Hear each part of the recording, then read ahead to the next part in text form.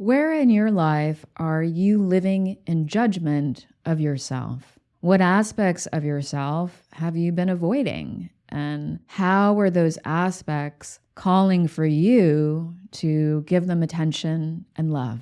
Shadow work and essentially radical unconditional self-love have changed my life entirely, my healing journey entirely.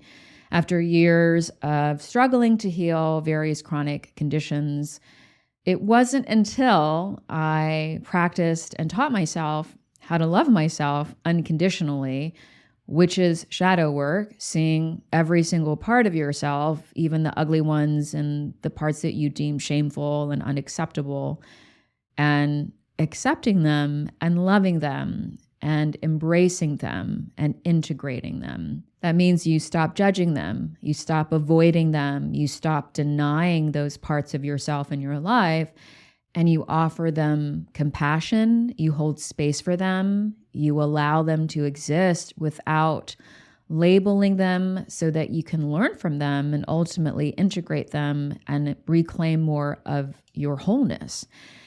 Doing that, practicing radical unconditional self-love, which again is shadow work, it was deeply spiritual. It was the beginning of my spiritual journey. And that's why shadow work has been one of the most healing and liberating and spiritual practices of my life. And it continues to be foundational in not only my healing practice, but my spiritual practice. I see so many quote unquote spiritual people who are struggling personally, professionally, in their relationships. You know, they're reading spiritual books, they're meditating, they're learning about spirituality, and they think that they're spiritual because of that. And what I'm seeing is a life that actually doesn't reflect fundamental basic spiritual truths. What I'm seeing is their life reflecting trauma narratives because they've ignored parts of themselves that need love and attention and integration, you know, while they've been, quote, living in the love and the light. And that's why the same unhealthy people come into their life, why they settle in their lives, and why they're unfulfilled personally and professionally. And so that's what this episode is about, why shadow work is actually spiritual work. And it's not just about healing yourself, but about honoring your soul's intention to be embodied. Because you can't really know your authentic self without knowing your shadows. That means you can't embody your highest self without embodying your shadows, because your authentic self is just the human embodiment of your highest self. Welcome to The Simple Source, your source for all things self-love, self-healing, personal growth, and spirituality. I'm your host, Linda Valines. I used to be chronically sick and unhappy. I spent years trying anything and everything to heal, but I never got better. It wasn't until my late husband was diagnosed with stage 4 cancer that I finally stopped searching for the answers outside of myself and turned within. I taught myself how to truly love and heal myself, how to finally be authentically healthy and happy, mind, body, and soul. I have over 10 years of personal and professional self-healing and teaching experience. I'm a trauma-informed, certified holistic health and wellness coach, certified Ayurvedic counselor, and author.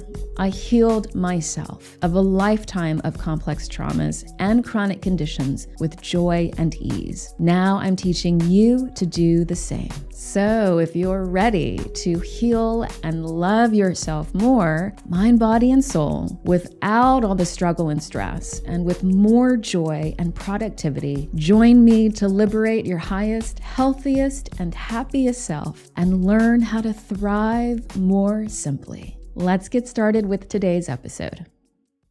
So I see this a lot. You cannot live in the love and the light all the time and think that doing that invalidates the darkness or makes the darkness go away. What you're doing is you're creating greater imbalance and you're perpetuating the illusion of separation by living in judgment of your own parts. If you avoid your shadow, meaning the parts of yourself that you deem unacceptable, shameful, ugly, not good enough, unlovable, the parts of yourself that you judge, the parts of yourself that are traumatized, the parts of yourself that are wounded.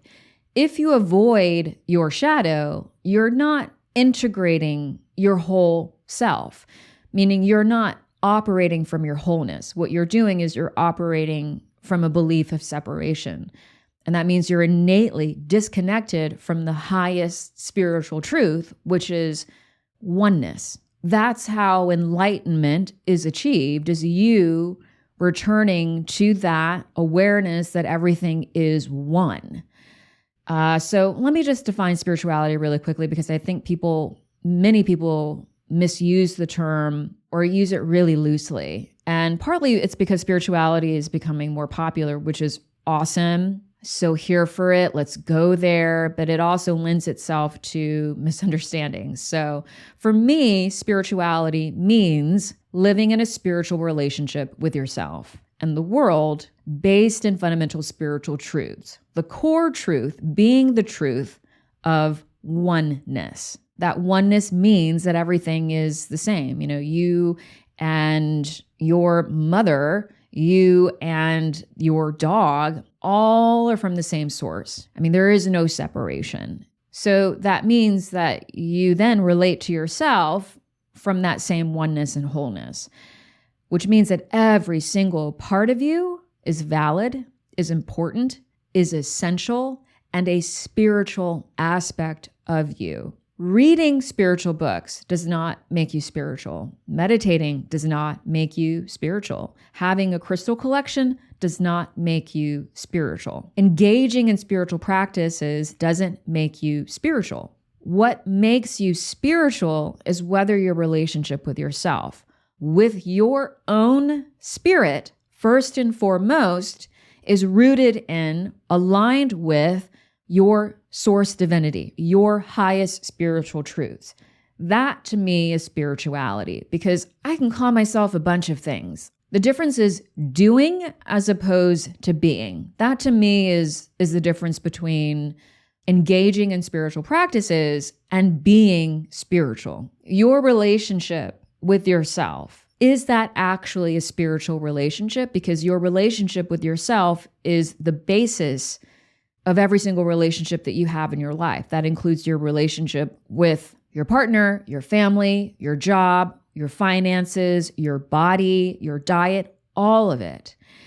And so if your relationship with yourself is not actually spiritual, then that means that you are not living spiritually. To me, that's what defines spirituality. It's like, am I relating to me, my spirit, first and foremost, in a way that is spiritual, meaning aligned with at least the basic fundamental highest spiritual truths, or am I not? For many people, I think the act of participating in spiritual practices or learning about spirituality, they think that makes them a spiritual person, and yet they're not relating to themselves or to their world in a spiritual way. They're relating to themselves in a wounded way, right? With separation, with judgment towards themselves, with judgment about their own emotions or feelings and traumas. And that's not spiritual, because again, the most basic fundamental truth of spirituality is the law of oneness. There is no separation. So if you avoid your shadow, this is the big pitfall of people always wanting to live in the love and light and ignoring their shadow, is you're not integrating all of your parts. So you're, again, not operating from your wholeness, but you're operating in that illusion of separation. And so then there won't be harmony in your life, coherence, okay? So that's a big, big key concept here. When you avoid your shadows by only living in the love and the light, you're not in coherence. So let me explain. That means your frequency is not coherent. It's not coherently high because you still have lower, denser energies that you haven't acknowledged, that you haven't released, like your traumas, that you haven't loved. So there's a lack of coherence between your conscious mind, your subconscious mind, and your energies. And so that's why you can engage in all the spiritual practices that you want and continue to experience relational, professional struggles and issues, because your frequency, your energy is not coherent. Even though you're living in the love and light, your energy is not harmonious because you're not operating in wholeness. You are not in harmony with yourself. Trauma doesn't go away by living in the love and light. Trauma doesn't go away with time. We have so many myths and disempowering narratives about trauma that do not serve anybody's healing journey or the collective health and happiness. The only way that trauma is released is by doing intentional and productive holistic healing work. That's how trauma is released, because trauma is not a concept. Trauma lives in your subconscious mind. It's part of your nervous system. It's part of your cells. It's in your body. And so, of course, it requires an holistic approach. You can't just avoid trauma and think that it's going to go away eventually. There is no spiritual master, truly enlightened being who will encourage you to stay in the love and light and turn away from your shadow. Because we know that when you own and integrate and love your shadow, that's when you become authentically spiritual, because that's when you know yourself. And you can't know yourself without knowing all your parts. And that's how you embody oneness. That's how you reclaim your wholeness, is through unconditional self-love. That's one of the basic tenets of the highest divine truths. And that's also fundamentally an intrinsic part of nature, that duality, light and darkness. That's the yin-yang Chinese concept that we're all familiar with. That's an ancient, primal, intrinsic function and design of every facet of our existence and the universe. Duality is innate to wholeness. I get into this in my book, but you cannot be whole if you're only accepting yourself in parts. It doesn't work that way. And so you have to embrace that duality. You have to embrace your shadows and your darkness, because they're parts of you. Those are the parts of you that anchor your light, that are the foundation of your light. And so that's why avoiding your shadows and just, trying to stay high vibe all the time and living in the love, living in the light. It's just like the same regurgitation. It's not actually spiritual, because again, spirituality, being spiritual, is relating to yourself from like at least the basic core fundamental spiritual highest truths, which is oneness. That's actually what God consciousness is. That's enlightenment, that reclamation, that embodiment, that awareness, that understanding that everything is one. Because when you avoid your traumas and you avoid your negative emotions and you avoid all those parts of yourself that you think are ugly and unworthy and unacceptable, and you judge those parts of yourself, you're not relating to yourself in a spiritual way. And that's a wounded way of relating to yourself. And so, yes, I think, living in the love and the light is just a variation of a trauma narrative of like, don't look at the ugly parts of yourself. They're unacceptable. Just focus on the positive. There are a lot of nuances to that concept, because yes, your focus and your observations matter, but that doesn't mean that living in the human experience that actually is productive. And I'm going to get into this in a second, but it's not a way to reach enlightenment or spiritual awakening or ascension by avoiding your shadows and focusing on your love and your light. That's just, from a fundamental spiritual basis, that's in no way spiritual. That's the opposite of being spiritual. Because again, you're operating from that wounded illusion of separation, that there are parts of you that are good and parts of you that are bad. And that's why shadow work is so essential. If you want to heal, that is the spiritual path. That is what happens when you awaken spiritually and you embark on the ascension journey. It is a healing journey. You have to do shadow work. It's so essential. You can't pretend to be living in the love and the light when you don't even love all the parts of yourself, when you don't love your own shadow. Source energy is love. And not just any type of love, but unconditional love. That's source energy. That's divine energy. That's the highest form of energy and resonance. That's love that doesn't have judgments. It's love that doesn't withhold because of trauma or negative emotions. It's unconditional. So when you avoid your traumas, when you avoid your negative emotions, when you avoid dealing with the uncomfortable and ugly and shameful parts of yourself, you're not being spiritual because you're operating from conditional self-love. You're operating from self-judgment, from separation, and not from your wholeness and unconditionality, if that's a word. I'm just going to deem it a word. You know what I mean. Also, the thing with duality, and I say this in my book, what's also important about doing shadow work is that you have no reference to understand your light until you dance with your shadows, until you know your shadows, until you have held them and seen them, and they have taught you what you were supposed to learn from them, and you relate to them, and then you integrate that knowledge and that wisdom. That's the only way that you understand your light. And that's the whole purpose of duality. You can't define light without the inclusion of darkness. Otherwise, you have no contrast. Otherwise, it has no meaning. And so that's why the light, when people are just like living in the light, high vibe only, it's a very superficial frequency.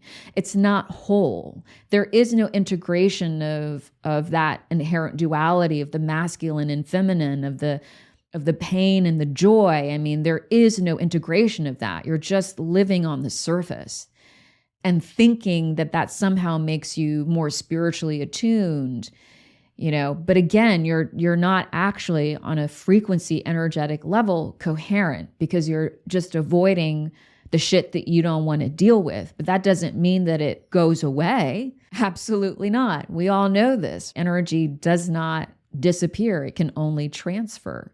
And another thing that I think so many people forget when they're on a quote unquote spiritual path, it's like you're here to be a human being. That's why you became embodied, to master being a human. And being human comes with shadow. It comes with trauma. It comes with pain and negative emotions.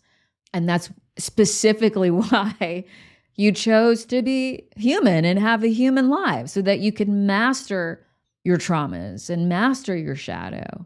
And in doing so, you remember your light. Again, that's your reference. That's how you understand your light, is by understanding your darkness.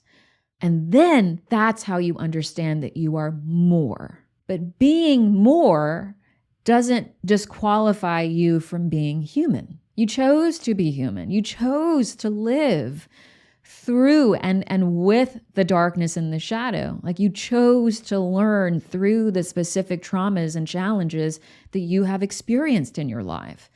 And so if you avoid them, then you can't learn from them. And then the whole reason that your soul chose to incarnate in this life is dishonored. It's devalued. And that's why the same shit keeps repeating in your life, because you're not learning the lessons that you chose to learn by just choosing to live in the love and the light and hoping that pretending to avoid your negative emotions, suppressed emotions, ugly parts of yourself and your traumas, that they just simply go away with time.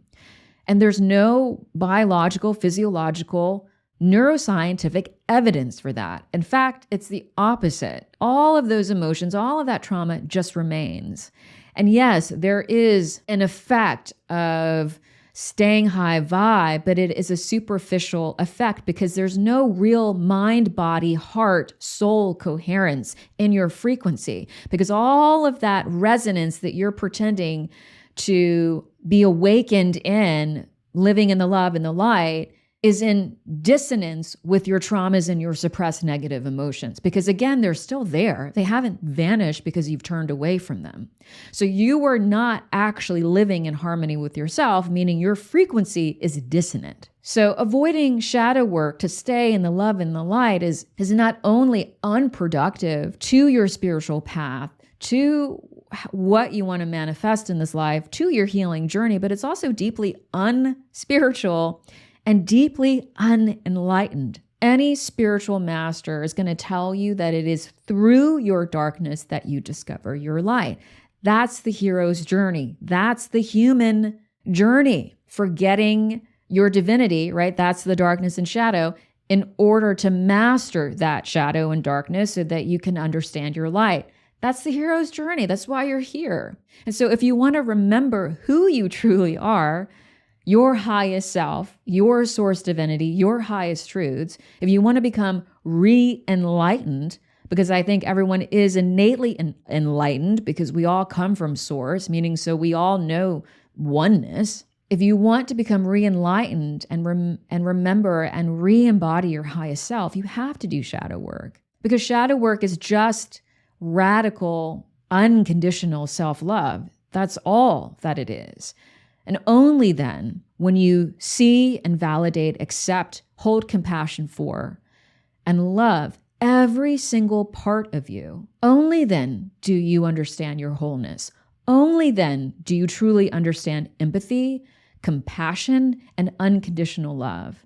And that, again, is source energy. That is divine energy. And you are not going to get there by conditionally loving yourself, by judging parts of yourself, by judging your traumas and judging your emotions.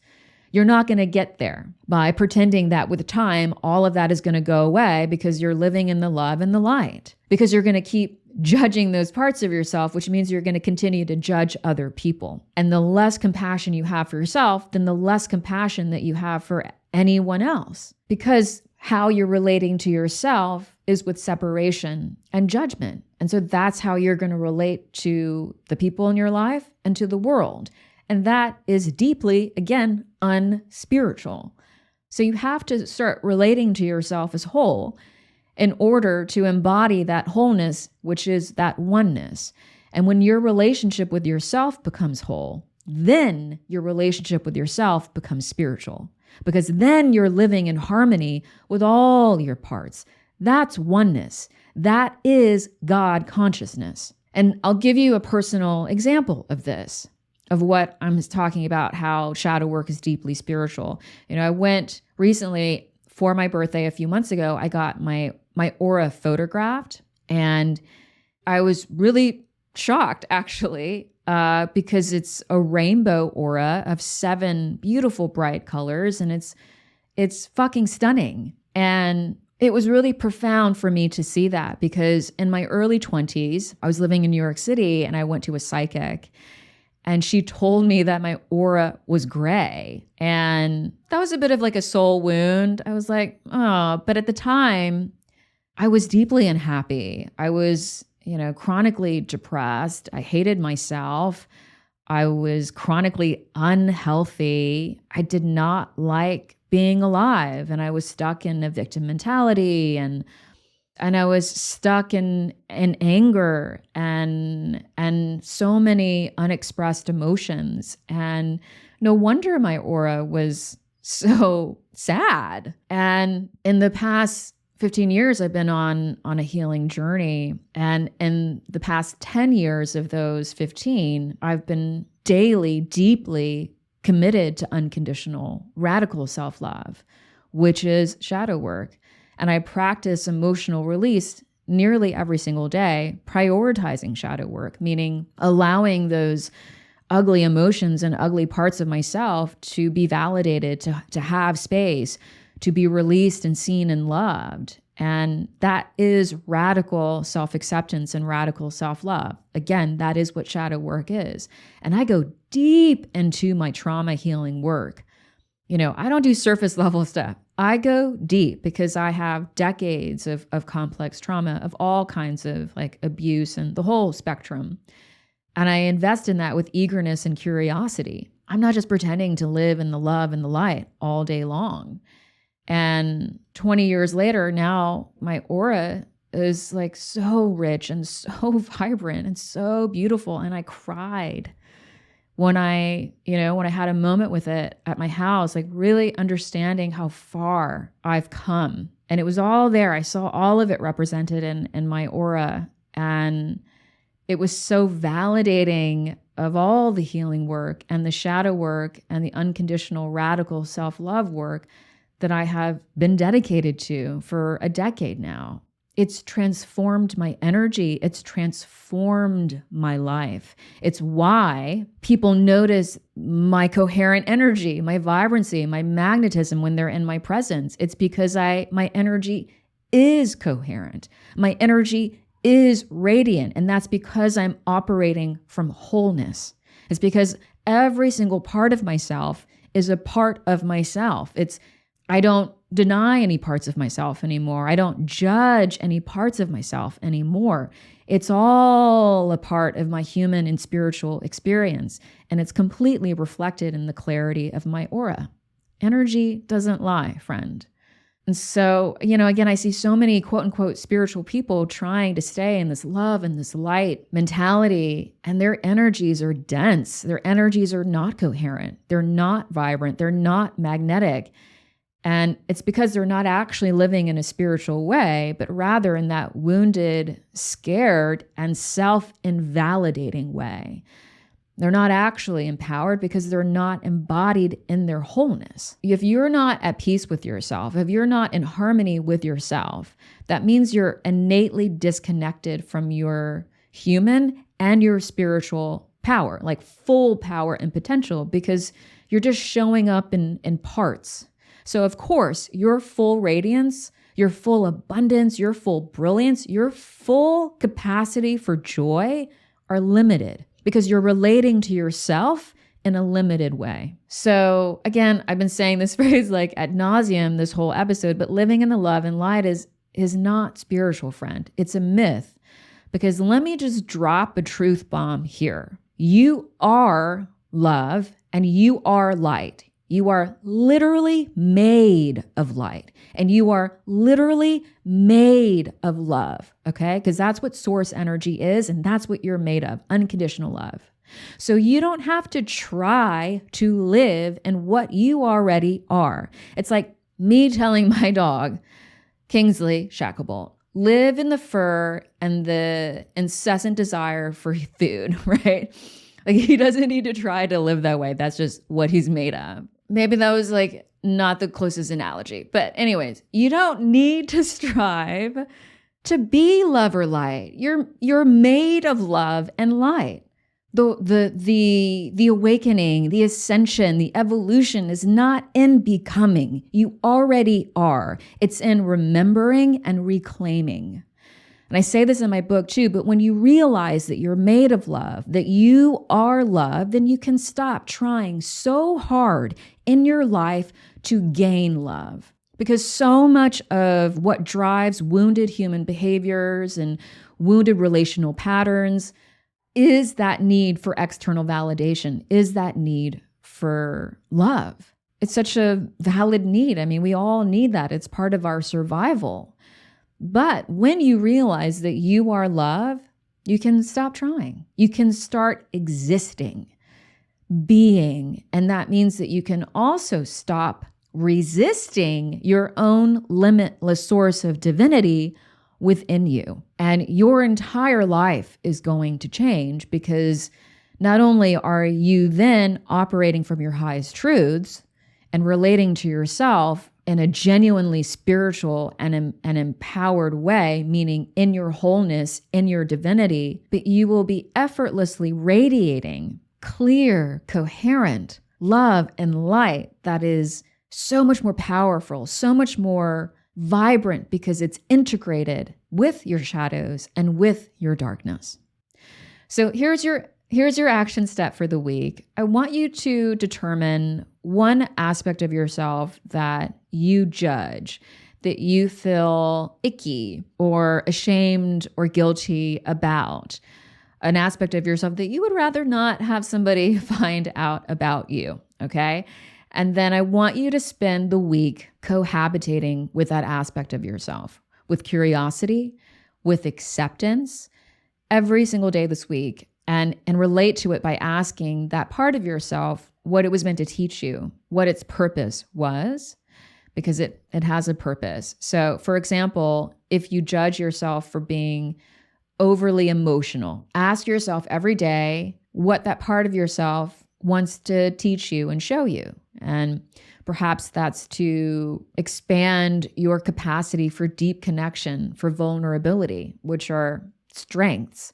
So when you begin to learn from that aspect of yourself that you have previously judged, as you learn those lessons, give that part gratitude, give it understanding, give it compassion. And I guarantee that if you do that every single day, see that part of yourself that you have judged, ask it, what is it that you want to show me and teach me about myself? And you receive that lesson with curiosity and acceptance and understanding and compassion and love. You're going to start judging that part of yourself less and loving your whole self more. Thank you so much for joining me today in The Simple Source. I hope this episode has inspired you, reminded you of your healing power, and reawakened you to who your true and highest self is. If the show has empowered and enlightened your self-love, growth, and healing journey, please share this episode, leave a positive review on Apple or Spotify, and subscribe to be reminded of new episodes. I am so grateful for your presence, and all of your comments and your support are seen and read and deeply appreciated. They really do help this show so much. Also, sign up for my newsletter, The Weekly Source, to get more healing tips, motivation stories, and to get to know me better. And if you haven't read my book, Unconditional, You Are Perfect As You Are, I invite you to get your copy today and start reading. And lastly, I would love to see you inside my Source membership, the only holistic and comprehensive step-by-step self-healing program that is proven to work. It's time to stop struggling to heal and time to learn how to thrive more simply and joyfully. All the links are in the show notes. Thanks again for joining me today, and I will see you next time.